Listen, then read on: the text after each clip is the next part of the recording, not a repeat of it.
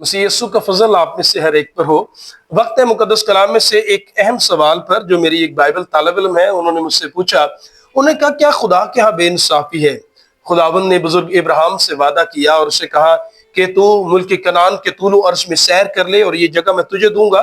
और हाँ, खुदा ने उसे वो जगह दी, लेकिन कलाम कहता है खुदा ने वहां पर बसने वाली कौमों को बर्बाद किया, हलाक किया, और एक दो नहीं बल्कि 7 कौमों को बर्बाद किया।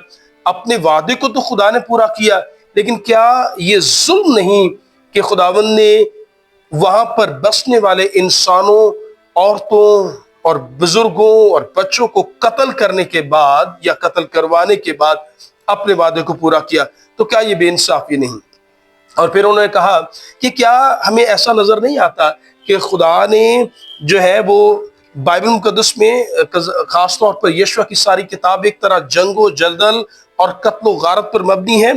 तो क्या खुदा ने लोगों को तलवार के खुद हवाले नहीं किया? अगर आप भी इस तरह के कुछ मुश्किल सवालों पर बातचीत करना चाहते हैं या पसंद करते हैं, तो फिर ये चैनल आपके लिए है। साथ बने रहिए, सब्सक्राइब कर लीजिए, क्योंकि ऐसे ही कुछ सवालों पर जो आम फहम नहीं अक्सर बात की जाती है, ताकि हम कलाम में बढ़े और तरक्की करें।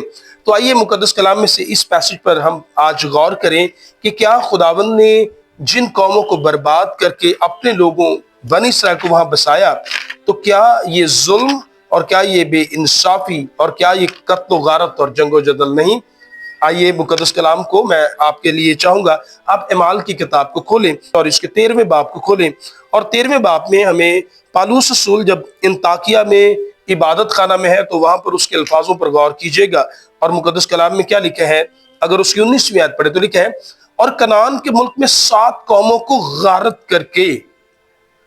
पालूस रसूल कह रहा है कि खुदावंद ने अपने लोगों को, बनी इसराइल को, उनके 12 कबाइल को मुल्क मिस्र की गुलामी से निकाला, लेकिन मुल्क कनान में 7 कौमों को बर्बाद करके, हलाक करके अपने लोगों को वहां पर बसाया। और 450 सालों के बाद जब वो खुदा ने बुजुर्ग इब्राहिम से वादा किया था, तो उसकी बात हो रही है। सो मुकद्दस कलाम में से जब आप यहाँ पर पढ़ते 7 कौमें, तो अगर कोई हमसे ये जानना चाहे कि मुल्क कनान की वो 7 कौमें कौन सी थी जिन्हें बर्बाद किया गया, तो इसके लिए मुकद्दस कलाम ही हमारी रहनुमाई करता है कि मुल्क कनान की वो 7 कौमें कौन सी हैं। अगर आप इस्तिस्ना की किताब, इस्तिस्ना का मतलब दोहराना, कुछ इस्तिस्ना कहते हैं, इस्तिस्ना लफ्ज नहीं है, इस्तिस्ना वर्ड है। अगर उसके 7वें बाब को पढ़ें तो उसकी पहली 4 आयत मुकद्दस कलाम में तहरीर क्या है? जब खुदावंद तेरा खुदा तुझको उस मुल्क में जिस पर कब्जा करने को तू जा रहा है पहुंचा दे, और तेरे आगे उन बहुत सी कौमों को, यानी हित्तियों 1, जराजीसियों 2, अमूरियों 3, कनानियों 4, फ्रीजियों 5, हुइयों 6 और यबूसियों को, जो 7 कौमें तुझसे बड़ी और जोरावर है, निकाल दे। और जब खुदावंद तेरा खुदा उनको तेरे आगे से शिकस्त दे और तू उनको मारे, तो तू उनको बिल्कुल नाबूद कर डालना। तू उनसे कोई ऐद न बांधना और ना उन पर रहम करना। सो यहाँ पर खुदावंद अपने लोगों से ये कह रहा है, आपने अगर गौर किया तो लिखा है उन पर रहम न करना, कोई अहद न बांधना, लेकिन यह भी लिखा है कि वो 7 कौमें कौन सी हैं, और फिर लिखा है वो 7 कौमें तुझसे जोरावर हैं। लिखा है वो 7 कौमें तुझसे बड़ी हैं, जिन पर खुदावंद तुझे फतह देने जा रहा है।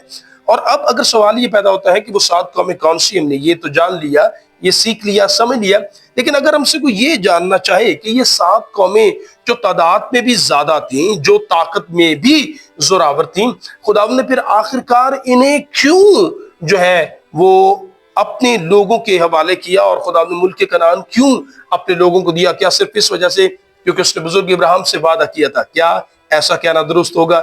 मैं चाहता हूं आप मुकद्दस कलाम को जरा और गौर से पढ़ेंगे तो आप जान पाएंगे। अगर हम मुकद्दस कलाम में इस्तिस्ना की किताब और उसके 9वें बाब को पढ़े, तो ऐसा कहना दुरुस्त नहीं है कि खुदावंद ने क्योंकि अपना वादा पूरा करना था इसलिए उन लोगों को हलाक कर दिया। याद रहे, खुदा के यहाँ बेइंसाफी नहीं है, जैसा बाज़ औक़ात लोग इस पैसेज को पढ़ने से सोचते हैं। अगर हम मुकद्दस कलाम में से इस्तिस्ना किताब उसके 9वें बाब को पढ़े, तो बड़ी वाज़ा तौर पर हमें ये बात नजर आती है। 9वें बाब और उसकी 4थी आयत मैं आपके लिए पढ़ने लगा हूं, सुनिएगा। जब खुदावंद तेरा खुदा उनको तेरे आगे से, मतलब उन 7 कौमों को तेरे आगे से निकाल चुके, तो तू अपने दिल में ये ना कहना कि मेरी सदाकत के सबसे खुदावंद ने मुझे इस मुल्क पर कब्जा करने को यहाँ लाया। बनी इसराइल को खुदावंद ने पहले ये बताया कि जब मैं तुझे फतह दूं तो अपने आप को रास समझकर ये ना कहना कि मेरी सदाकत के सबसे खुदावंद ने मुझे फतह बख्शी है, क्योंकि फिल वाकिया इनकी शरारत, मतलब उन 7 कौमों की शरारत गुनाह के सबब से खुदावंद इनको तेरे आगे से निकालता है। सो याद रहे, बाइबल का जवाब समझे, याद रहे रूहानी बातों का रूहानी बातों से मुकाबला किया जाएगा। अब बाइबल मुकद्दस क्या कह रही है? हाँ, खुदा ने 7 कौमों को गर्क किया, हाँ खुदा ने उन 7 कौमों पर रहम ना करने का कहा, लेकिन उसके पीछे सबब सिर्फ ये नहीं था कि खुदा अपने लोगों को वहां बसाना चाहता है और खुदा अपने वादे पूरा करना चाहता है। बाइबल मुकद्दस में ये खुदा का इंसाफ का पैमाना है, ये खुदा की अदालत है, और खुदावन उनकी अदालत करने के लिए खुदावन उन्हें इस्तेमाल कर रहा था एक तरह से। हाँ, खुदा के वादे भी पूरे हो रहे थे, लेकिन खुदा उनकी अदालत, क्योंकि लिखा है उनके गुनाहों और उनकी शरारत के सबसे खुदा उनको वहां से निकाल रहा है। हो सकता है आपके जहन में ये सवाल भी पैदा हो, क्योंकि अगर आप बाइबल के तालिब इल्म में, कौन सी शरारत, ऐसा उन्होंने क्या किया कि खुदावंद ने ये सख्त फैसला किया कि उनको हलाक किया जाए? तो मैं चाहूंगा उनके गुनाहों की फहरिस्त को समझने के लिए आपको एबार की किताब और उसके 18वां, 19वां और 20वां बाब, जहां पर खुदा बनी इसराइल के लिए हिदायत दे रहा था, वहीं पर खुदा कुछ और चीजों का इंकशाफ भी कर रहा था। थोड़ी सी तवज्जो के साथ हम उन बातों को जान सकते हैं। देखिए, हमने ये सीख लिया खुदा ने 7 कौमों को हलाक करके अपने लोगों को फतह बख्शी। हमने ये भी जान लिया कि वो 7 कौमें कौन सी थी। हमने ये भी जान लिया कि बनी इसराइल ने अपनी सदाकत के और अपनी ताकत से फतह नहीं पाई, बल्कि कलाम कहता है ये खुदावंद की ताकत से था। और लिखा है उन कौमों को बर्बाद करने के पीछे, 7 कौमों जो बड़ी थी, जोरावर थी, उनको बर्बाद करने के पीछे जो सबब था वो उनके गुनाह थे। अब हम ये कहना चाह रहे हैं कि उनके गुनाह थे तो वो कौन से थे? क्या हमें मालूम है कि वो कौन से गुनाह थे? अगर आप इस्तिस्ना की किताब, ना एबार की किताब 18वां बाब खोलिए और देखिए मुकद्दस कलाम में 18वें बाब में, मैं चाहूंगा हम उसकी 21वीं आयत पढ़े। तो लिखा है तू अपनी औलाद में से किसी को मौलिक की खातिर आग में ना गुजारना।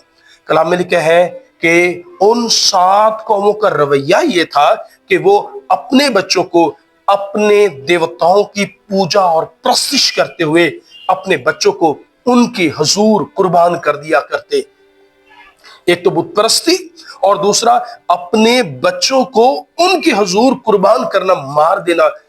याद रहे, ये उन अक़वाम की इबादत का हिस्सा था। बाइबल मुक़द्दस कहती है ये उनका गुनाह था। मजीद पढ़िए, कुछ तल्ख बातें होंगी तो कबूल कीजिएगा प्लीज। और मैं जानता हूं कुछ बातें सख्त होने जा रही हैं, लेकिन बाइबल का तालिब इल्म होते हैं, हमारी जिम्मेदारी है कि हम पूरी सच्चाई के साथ बयान करें। लिखा है तू मर्द के साथ सोबत न करना। तो बाइबल मुकद्दस में तहरीर यह है कि उन कौमों के दरमियान एक नापसंदीदा और घिनौना अमल यह पाया जाता था कि मर्द के साथ बदी करते थे। मुकद्दस कलाम में पढ़कर देखिए, लिखा है कि तू अपने को निजस करने के लिए किसी जानवर से सोबत न करना। उन 7 कौमों के दरमियान ये आलूदगी और ये बेहुदगी पाई जाती थी कि वो जानवरों के साथ भी बदनी ताल्लुक कायम करते। लिखा है और औरत किसी जानवर से सोबत न करे। सो उनकी खवातीन, उनकी औरतें जानवरों के साथ भी जो है वो जिस्मानी ताल्लुक कायम करती। और बाइबल मुक़द्दस में लिखा है, फिर लिखा है अगर 19वीं आयत पढ़े तो लिखा है तू औरत के पास जब तक वो हैज के सबसे नापाक हो उसके बदन को बेपर्दा ना करना। सो वहां पर एक ये भी नापाकी पाई जाती थी कि एक बेटी या एक औरत के खास अयाम में मर्द उनके साथ ताल्लुक कायम करते। तो किस तरह वो पूरे का पूरा मुआशरा बिगड़ा हुआ हमें नजर आता है। और अगर 19वां बाब पढ़े तो फिर लिखा है कि तू चोरी ना करना। उनके दरमियान चोरी, दगा, झूठी कसमें खाना, पड़ोसी पर जुल्म करना, तरफदारी करना, इंसाफ में रियायत करना, बुग़्ज़ रखना, इंतकाम लेना, और फिर एक जिन्स से दूसरी जिन्स को भरवाना। मैं क्या कह रहा हूं आप समझ लीजिए प्लीज।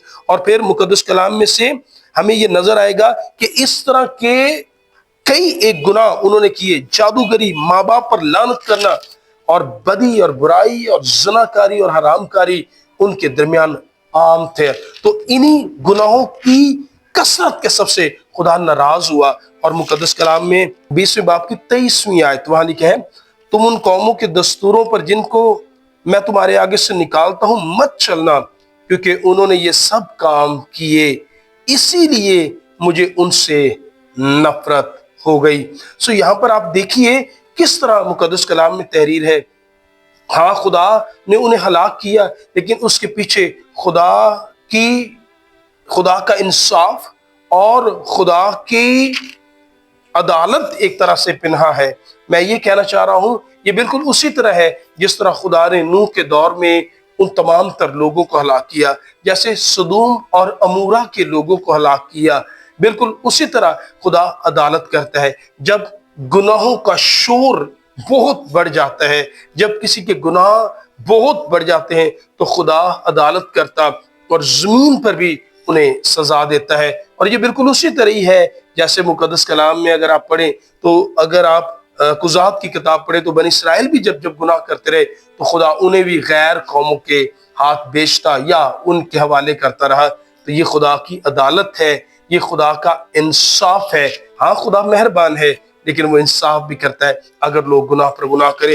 اور بائبل مقدس میں دلچسپ بات آپ کو یہ بھی بتا دوں، ہاں خدا نے ان لوگوں کو ملک کنعان سے نکالا اور بنی اسرائیل کو وہاں پر بسایا، اور ان کے گناہوں کی طویل ایک لسٹ بائبل مقدس میں پہلے سے بتائی گئی کہ وہ یہ گناہ کس طرح ان گناہوں کے سب سے وہ آلودہ تھے۔ لیکن بائبل مقدس میں پھر بھی اعبار کی اگر کتاب اس کے 18ویں باب اور اس کی 26ویں آیت کو پڑھیں تو آپ کو یہ جان کر حیرانگی ہوگی کہ خداوند نے بزرگ موسیٰ کے ذریعے بنی اسرائیل پہ یہ بھی ظاہر کیا، کیا کہا؟ لکھا ہے اور ان کا ملک بھی آلودہ ہو گیا۔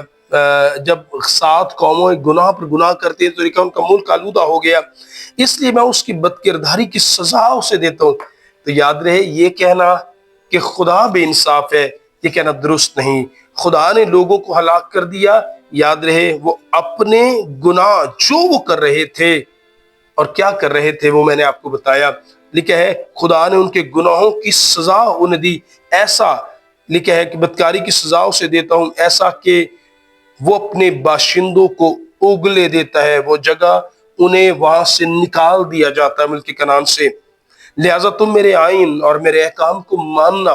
خدا بنی اسرائیل سے کہہ رہا ہے کہ جب تم اس ملک میں جہاں دودھ اور شہد بہتا ہے، جہاں پر وہ 7 قومیں رہتی تھیں جنہیں میں نے برباد کیا، ہلاک کیا، تمہارے آگے سے نکال دیا، اور اس جگہ کو انہوں نے آلودہ کیا تو وہاں سے اگل دیے گئے، لکھا ہے لہٰذا تم میرے آئین اور احکام کو ماننا، تم میں سے کوئی خواہ دیسی ہو یا پردیسی جو تم میں بت و باش رکھتا ہو ان مکروہات میں سے کسی کام کو نہ کرے، کیونکہ اس ملک کے باشندوں نے جو تم سے پہلے تھے یہ سب مکروہ کام کیے اور ملک آلودہ ہو گیا۔ ایسا نہ ہو کہ جس طرح اس ملک نے اس قوم کو جو تم سے پہلے وہاں تھے اگل دیا، اسی طرح تم کو بھی جب تم اسے آلودہ کرو تو اگل دے، کیونکہ جو ان مکروہ کاموں میں سے کسی کو کرے وہ اپنے لوگوں میں سے کاٹ ڈالا جائے گا۔ میں سمجھتا ہوں کہ آپ اس پیغام کو سمجھ پا رہے ہوں گے کہ خداوند نے وہی قانون اور اصول بنی اسرائیل اپنے لوگوں پر بھی اس کا اطلاق کیا اور کہا اگر تم یہی سب کچھ مکروہ کام وہاں کرو گے تو کلام میں لکھا تمہیں بھی اگل دیا جائے گا۔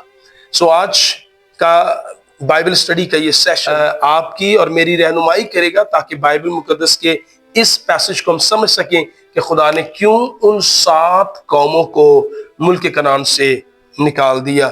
اور حاصل کلام میں آپ کے لیے رکھنا چاہوں گا کہ آج گو کہ خداوند ہم سے پیار کرتا ہے، ہاں یسوع کے خون سے آپ اور میں دھلتے اور پاک ہوتے ہیں، لیکن اگر ہم خدا کے آئین کو چھوڑ کر گناہ کریں تو یاد رہے ہم گناہ کے سب سے سزا پائیں گے۔ مقدس کلام میں لکھا ہے اگر راست باز، حزقیل کی کتاب میں راست باز اپنی راست بازی کو چھوڑ کر گناہ کرے تو وہ گناہ اور بدکرداری کے سب سے مرے گا۔ کوئی یہ نہ سمجھے کہ آج ہم یسوع کے خون سے خریدے ہیں تو اس لیے جو مرضی کریں، یاد رہے فضل اس لیے نہیں ہوا کہ ہم جو مرضی کریں، بلکہ خداوند یہ چاہتا ہے کہ اگر ہم اس کے خون سے خریدے گئے ہیں تو پھر اس کے آئین کو پورا کریں، اس کی مرضی کے مطابق چلیں۔ کاش ہم خدا کے آئین کو پورا کریں تاکہ اس حقیقی ملک میں جو آسمان پر ہے اس میں جا سکیں۔ خداوند آپ کو اور مجھے کلام کی سب سے برکت دے، آمین۔